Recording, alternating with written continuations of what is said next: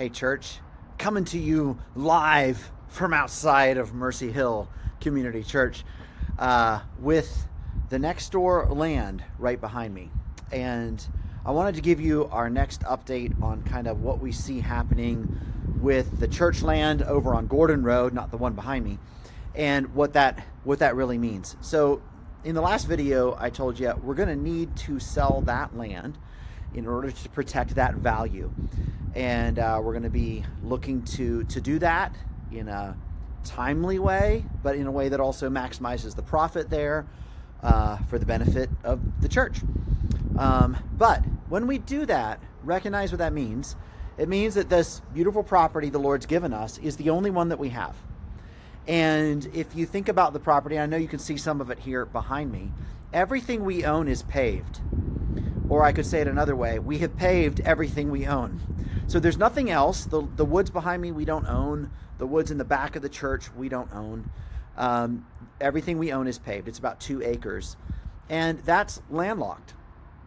And so if we're going to sell the other land, we really feel like we also need to buy this land right here.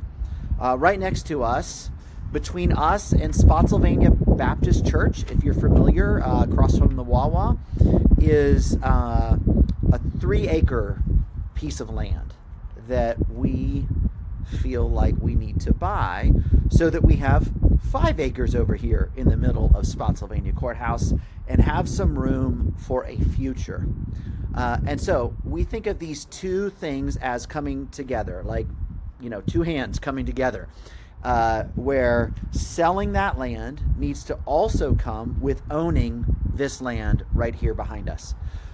We recently met with the owner of this land right here behind us, and he is very open to us acquiring that land. We see a path forward to doing that, but we're aware that to make that happen, we're going to need to take the proceeds from the Gordon Road land and put it into this land.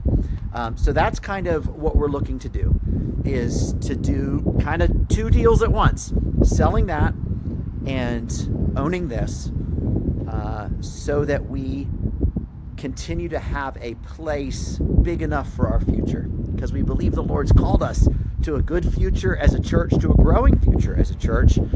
And so we see these two things coming together. So would you pray that the Lord would enable both of these hands to come together and enable us to find some common ground with the guy who owns the land next door, so that we can have a good future as we put these pieces together.